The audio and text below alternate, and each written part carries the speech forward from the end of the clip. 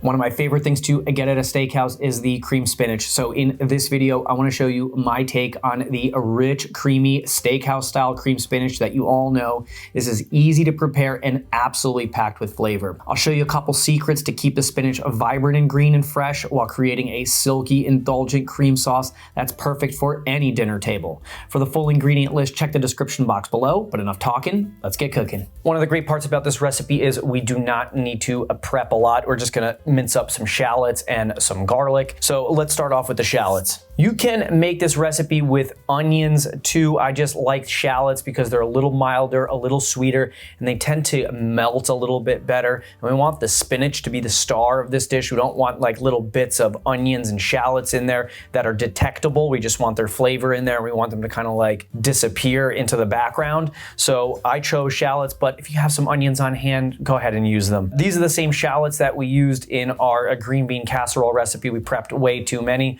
So if you want to check that video out, I'll throw a link right up there. I'm gonna cut this up as finely as I can.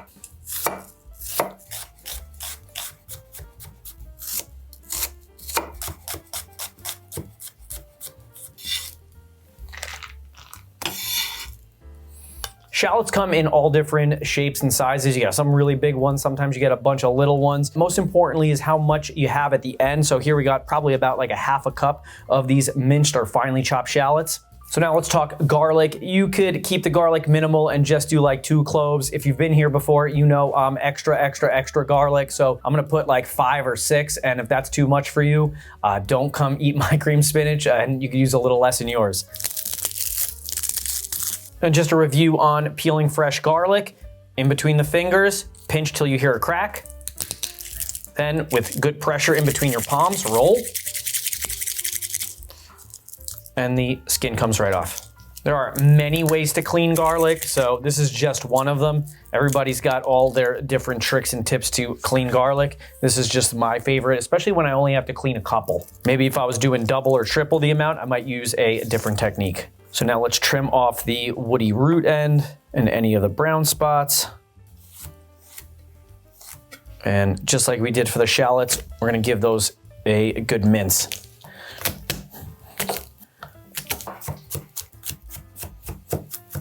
You know, just like the shallots, we want the garlic to disappear in there. So, you know, sometimes in a recipe, I don't mind if there's chunks of garlic in there. Here, I'm gonna try to mince it so finely that you won't even be able to tell that there are chunks of garlic in there, but you sure will be able to taste it.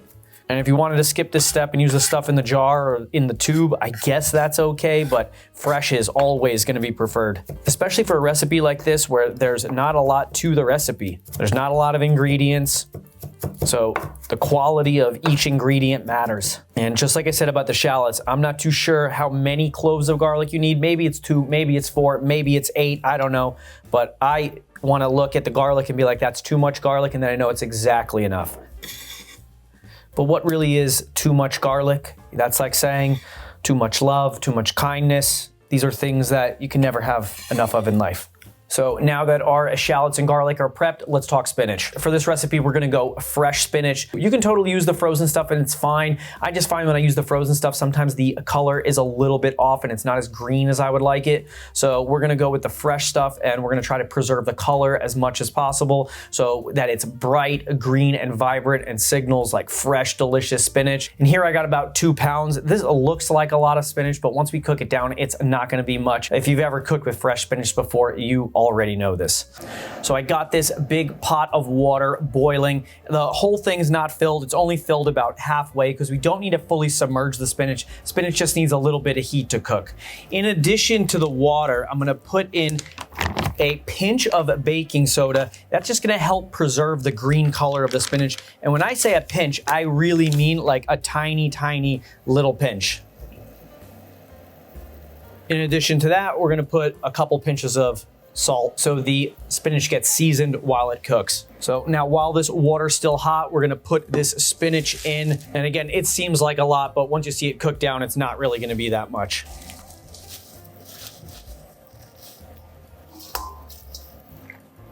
We're gonna cook this spinach for anywhere between like 45 seconds to a minute, but it's already cooked down a lot. It just needs just a little bit of time. Spinach cooks so fast.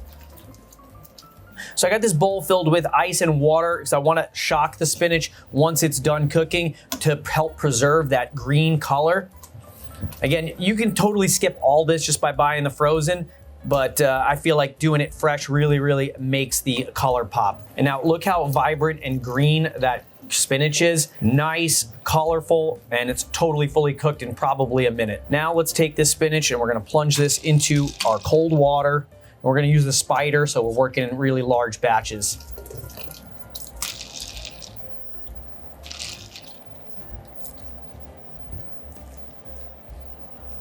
We're not done with the spinach yet. We still got to get the water out of it.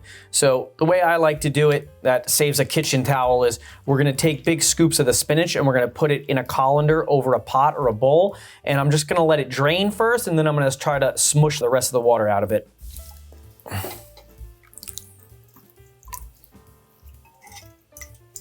So now I'm going to take my potato masher and I'm just going to push the spinach into the colander and get rid of all the water. We want the spinach to be as dry as possible when we mix it with our cream sauce. And this is just a nice, easy way to do it that doesn't involve dirtying a kitchen towel. I've done this before where you take the spinach and you put it inside a kitchen towel, then you got a green, dirty kitchen towel, and then it becomes difficult to wash and clean. This is way easier. This stuff is way easier to clean and still gets the job done. And I'm just gonna keep mushing it until I don't hear the water trickle into the bottom anymore.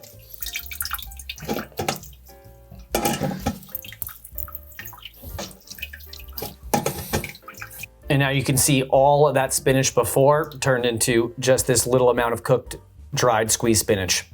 So now let's set this aside and let's start making our cream sauce that we're gonna mix with the spinach.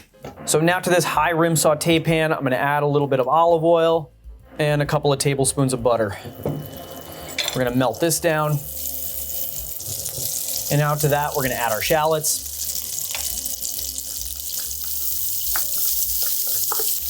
We're gonna hold off on putting our garlic in there until the shallots have had just a little bit of time to wilt. And right now I'm cooking over like a medium lowish heat. We don't want anything to burn or caramelize or brown. We just want things to wilt and let out their moisture and soften up. And if you cut your shallots finely enough, this won't take a lot of time. So once those shallots have softened up a little bit, we're gonna put in our garlic.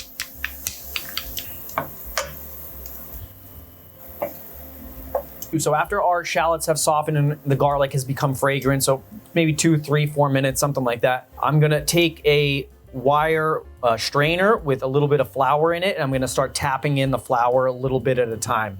And this is gonna allow no clumps to form while I whisk in the flour. And we're gonna keep doing this until we got a nice grainy consistency inside the pan. And the consistency we're looking for is like wet sand, so that it's dry yet a little wet. And the flour is gonna absorb the moisture, and it's also gonna help thicken the sauce. And now we're gonna cook this for a minute or two until that flour cooks up a little bit and we get rid of that raw flour taste. You can almost smell when that starts to happen, and you can see it. The color in the pan will start to get a little bit darker. I like to make sure that I'm constantly whisking so we don't burn anything and it all cooks nice and evenly.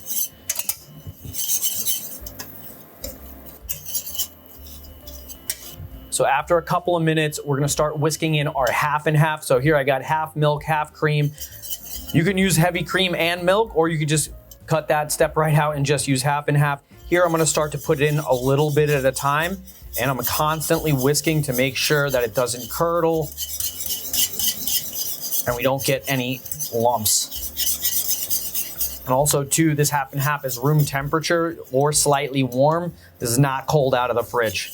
And you can see that as I'm whisking in, it's starting to get nice and thick. And I'm just gonna put it in a little bit at a time.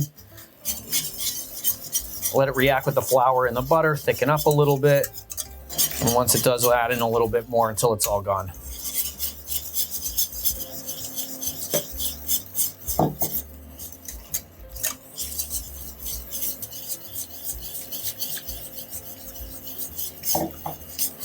And again, I got this over like a low to medium low heat. You're way better off a little low than a little high. A little low just might take a little longer, a little high, bad stuff happens. So now we're gonna keep whisking until this thickens up a little bit.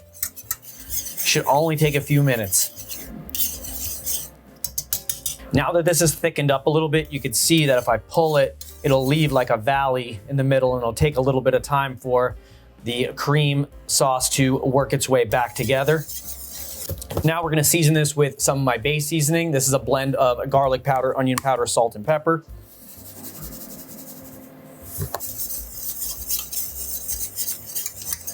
We're also gonna use our microplane and shred in some fresh ground nutmeg. And you can use the pre-ground stuff, but I find that the pre-ground stuff is never as good as fresh. And nutmeg is what gives creamed spinach, especially at a steakhouse, that really, really super distinct creamed spinach flavor. Personally, I think nutmeg is one of the most underrated spices out there. Most people don't know it. Most people smell it and don't like it, but some of their favorite dishes are flavored with nutmeg, and that's why they taste so good.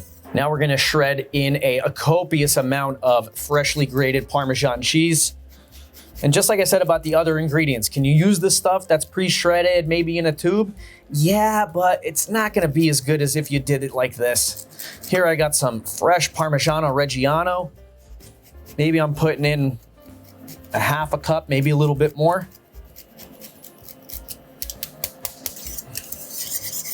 And lastly, we're gonna put in some cream cheese. Before I get the whisk out, I'm just gonna mush this up with my wooden spatula. And now that it's a little bit more broken up, we'll go back to the whisk. And now look how nice and creamy that is. This smells fantastic.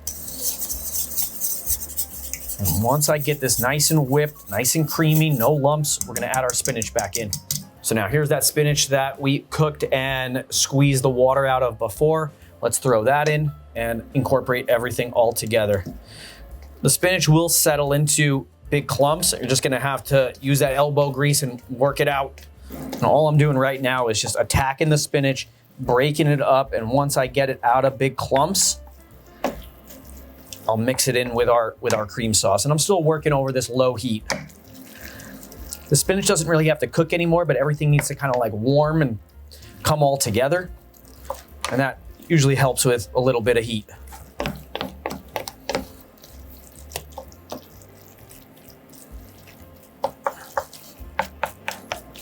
You got one arm getting tired, go switch. But this is why you go to the gym, so you can make these dishes. At least that's why I do. And so I can eat them. A lot of the cream will hang out on the outside of the pan. Make sure you're constantly working the outside of the pan and getting it right back into all of the spinach. And now once it looks nice and swirly like this looks absolutely fantastic. We are very close to this being done. So once this is nice and warm, well incorporated, all the spinach is broken up and it's all creamed very nicely, we're gonna take this off the heat. I'm gonna cover this up and set it aside. We're gonna toast some breadcrumbs. That's where we're gonna garnish the top of the serving dish right when this hits the table. So now I got a dry frying pan that I'm gonna throw in some seasoned breadcrumbs. Here I got the panko stuff because it's extra, extra crispy. We're just gonna take a couple of pinches of that and throw that right inside the dry pan. And now we're just gonna move it around over like a medium to low heat till we get a little toast on these. I remember I said toasted, so not burned, because breadcrumbs will go from not toasted to burnt really, really fast. You can smell it and you can see it. And you can skip this step. A lot of times cream spinach doesn't have the toasted breadcrumbs on top. I think it's a really, really nice touch. It only takes a few minutes. And it really elevates the dish and makes people look at the dish on the table and go, wow, I can't wait to try that cream spinach. You know, I know a lot of people who don't like vegetables, but I don't know a lot of people who don't like cream spinach. You can see that we're starting to get some color, especially on the smaller ones. I'm just looking this for be a little bit more uniform in color before we call this done. Okay, I think these breadcrumbs are toasted enough, so let's plate this cream spinach. Now I got my serving dish ready, and I'm gonna put our cream spinach inside there.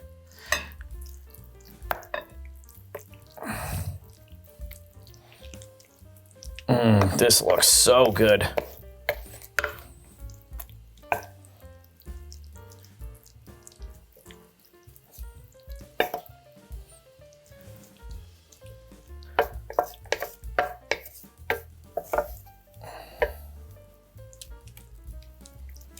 So now to finish garnishing this, we're gonna put on just a little bit of some more freshly grated Parmesan cheese. Just a little, I mean, there's already a decent amount in there. Just putting this on the top, a little extra pop of that parm.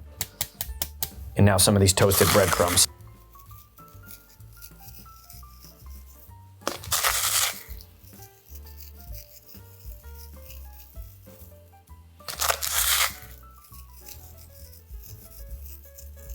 And now, how amazing does this cream spinach look? Whenever I go to a steakhouse, this is something I order very regularly. This looks better than anything I've gotten at a steakhouse, even though those look pretty good too. This looks fantastic. It smells fantastic. I can't wait to try it. Let's see how we did. I mean, this looks unbelievable. Super creamy. You can see how green and vibrant the spinach is.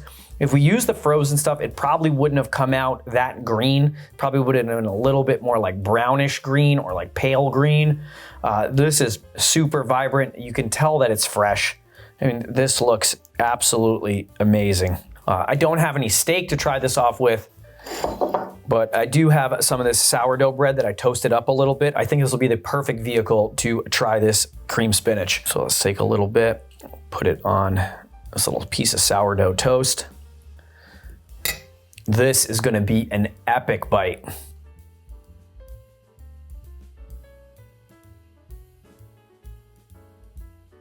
All I can say is, wow, that tastes so good. And when you make it, you know that the nutmeg is what makes cream spinach, because you can taste the fresh nutmeg, you can taste the cheese. This is outstanding. And it came together in minutes. This was so good. So easy. Let's have another bite of that.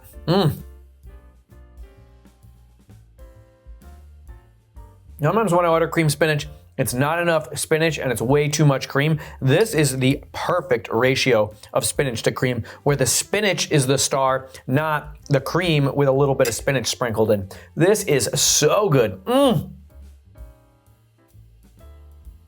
This was absolutely fantastic. I'm gonna eat the rest of this cream spinach while I'm doing that. If you like steakhouse dishes, check out my shrimp cocktail. That is an awesome dish that people rarely make at home and usually get in steakhouses, but it's super easy, it's super delicious. Check out my video and I'll see you there.